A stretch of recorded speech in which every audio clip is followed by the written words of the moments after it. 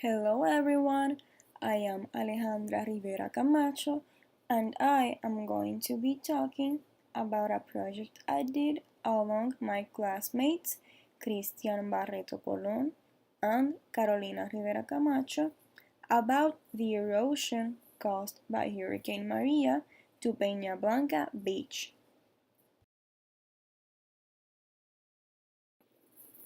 On the 20th of September of 2017, Hurricane Maria passed right through the middle of Puerto Rico, entering through the southeast side and exiting through the northwest side of the island. It caused major damage to the infrastructure, to the power lines, and to the stability of Puerto Ricans.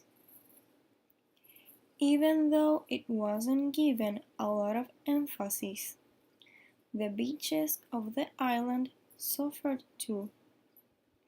This is why we want to inform about the situation of Peña Blanca Beach and how Hurricane Maria affected its condition.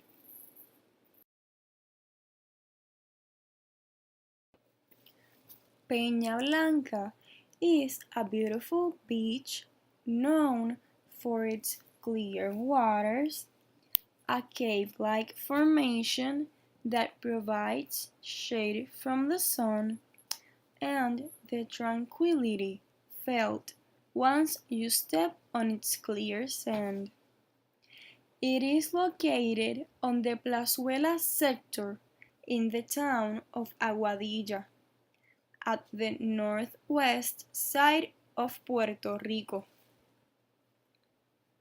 To enter, you have to park your car and head down the first set of steps towards the cliff area. There you will find a swing. The second set of stairs, made of rocks, take you directly to the beach area.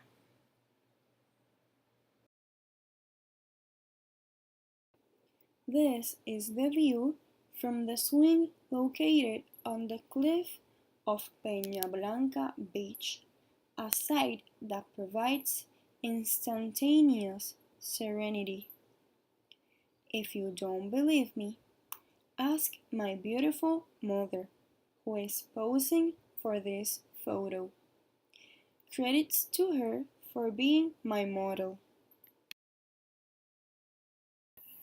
Here is a video taken by my classmate Cristian Barreto Colon snorkeling in Peña Blanca Beach before the passing of Hurricane Maria.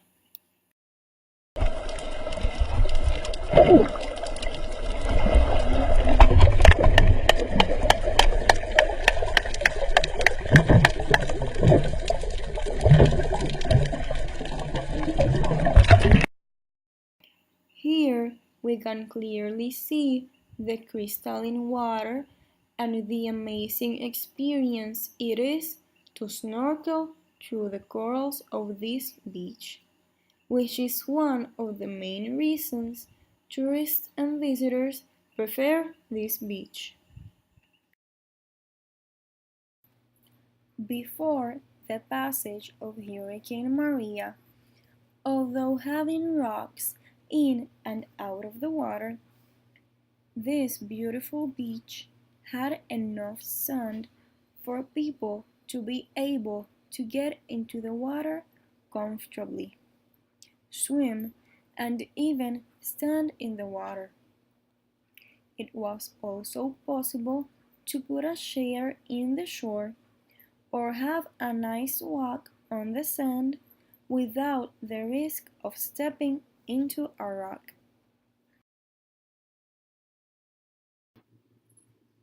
During the hurricane, the tide got high because of the cyclonic storm surge, causing the removal of sand from the shore, exposing rocks and limiting the shore area of the beach. The stairs that make the entrance to the beach area got reduced due to the erosion of the rock, making it more difficult to access.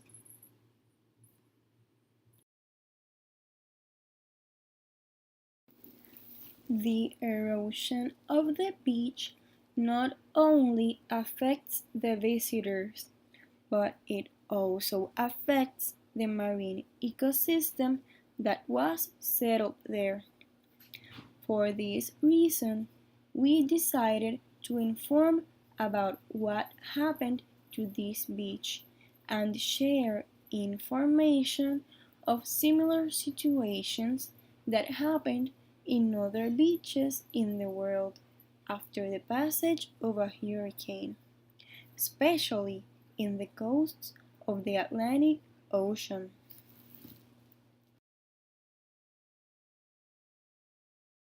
Hurricane Hugo.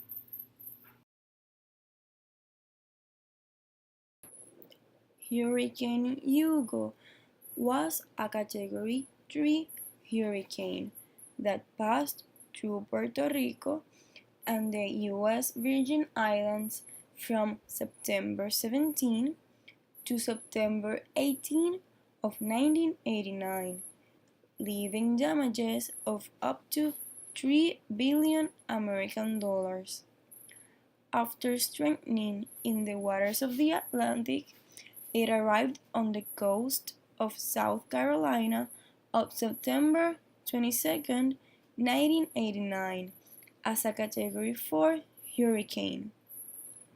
It caused overwashed sand to cover the shorefront roads, extensive erosion of the beaches, and damages to coastal developments such as seawalls, paved roads, sidewalks, and many small structures.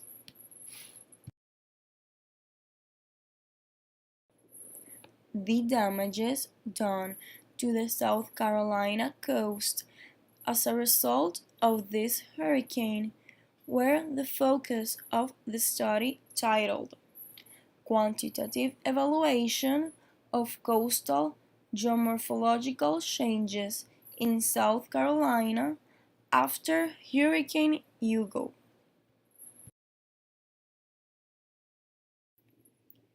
It was found that the storm caused 80% of the shoreline to be completely overwashed, meaning the flow of water went over a coastal dune or beach crest.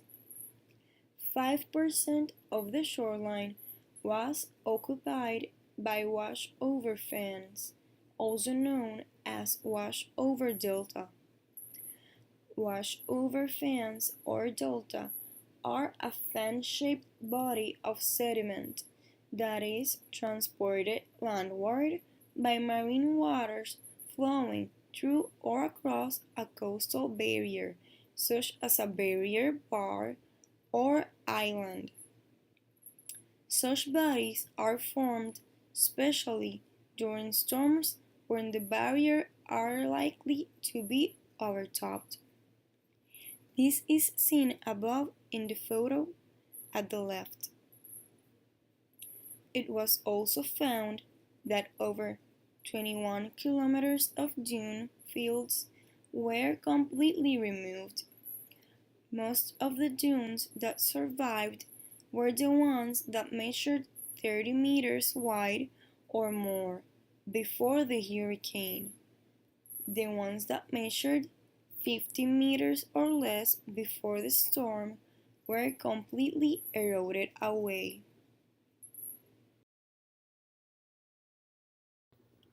Dunes survived when they were high enough to prevent being overwashed and also wide enough to prevent being completely eroded.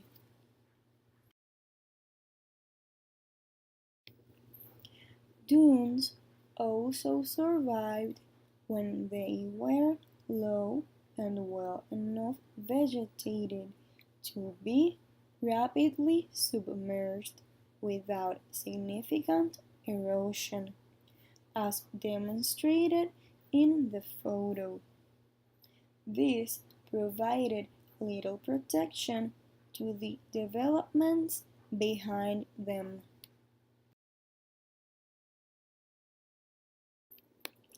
An important finding was that 84% of all buildings completely destroyed or removed from their foundation were fronted by a combination of beaches less than 3 meters wide and dune fields less than 15 meters wide, which led the investigators to conclude that this is a deadly combination. This can be extrapolated to Peña Blanca Beach, which has little over 3 meters of beach and no dunes whatsoever. There is also no vegetation to protect the rocks from being eroded. Now, let's talk about Hurricane Katrina, focusing on the findings stated in the article. Hurricane Katrina storm surge distribution and field observations on the Mississippi Barrier Islands. Hurricane Katrina passed through the Gulf Coast of the United States from August 23 through August 30 of 2005. It was the costliest and one of the 5 deadliest hurricanes to ever strike the United States. This hurricane is known for the extensive damage it caused in New Orleans, but its effects were felt from Florida to Texas. The affected coastlines were particularly vulnerable to the storm surge because of the low-lying coastal plain topography and the lack of effective barriers. The damage and performance of structures and the measurements of high water marks due to Katrina have been outlined in several government and interagency reports.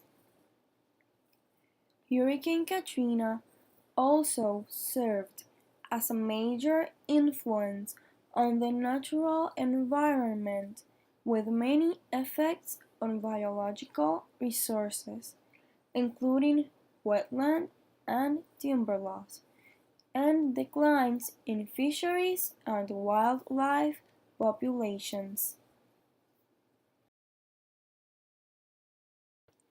In this graphic, the storm surge height from Hurricane Katrina is being compared to the high water mark profile from Hurricane Camille back in 1969, which also affected the Gulf Coast.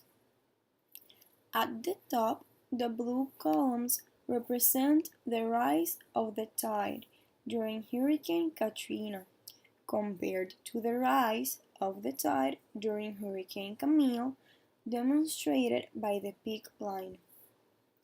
The full white line shows the trajectory of Hurricane Katrina, while the dotted line shows the trajectory of Hurricane Camille. Here you can see some of the damage caused by this hurricane. In image A, you can see the washout trim line damage on the steel structure of the lighthouse at Bow Rivage Casino in Biloxi, Mississippi. Image B shows a refrigerator stuck in a tree in Louisiana, caused by the high tide. The tree trunk piercing the water surface along East Ship Island's south coast after massive erosion can be shown in image C. In picture D, the east of Horn Island shows massive land loss due to erosion, while image E pictures the erosion of Dauphin Island's South Beach. The massive land loss on the Mississippi and Alabama barrier islands due to Hurricane Katrina's storm surge-induced currents is illustrated by the 37% increase in the cumulated channel widths between the islands. The significant reduction of the barrier islands increased the vulnerability of the U.S. Gulf Coast to future hurricane storm surge. Rapid recovery of the barrier islands is necessary to partially reduce the numerous breaches and widened channels in order for the barrier islands to resume their protective function.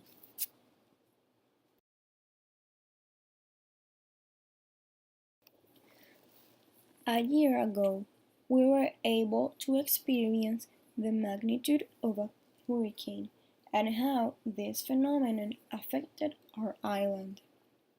It caused erosion in our lands, disappearing beaches, small islands, collapsing roads, and expanded the riverbanks. Maria caused damages similar to those of Katrina on the coast, such as damaging structures near the coast and having an overwhelming swell that entered several meters inside the island. It left permanent damages on the coast and even a large-scale erosion, which affected the depth of mangroves and groves near the beach.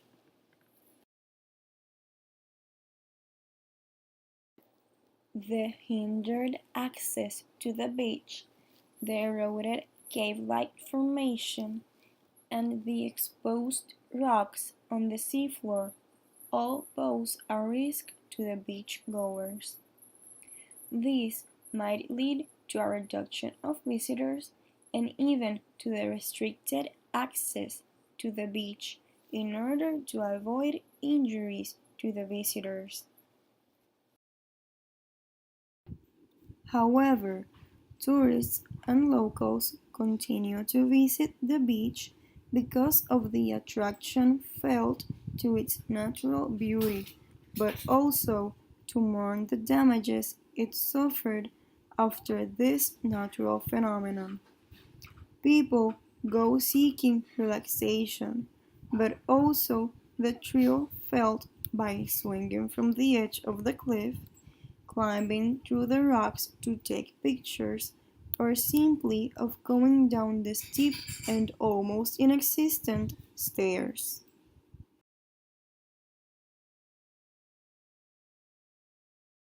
Peña Blanca Beach was submitted to extensive erosion due to Hurricane Maria. The purpose of this video was to inform about the actual state of the beach and to investigate the effects of hurricanes to other beaches in the Atlantic coast. Because of the small shoreline and the lack of dunes and vegetation, Peña Blanca Beach is susceptible to extensive erosion. The continuous erosion of the beach poses a threat to the safety of the beachgoers. We recommend visitors to use extreme caution when visiting the beach, or to simply limit themselves to appreciate the beauty of this beach from the distance. Local authorities should consider taking action in order to prevent accidents and fatalities. I hope you enjoyed this video and found it helpful. Here are the sources we used to make the presentation.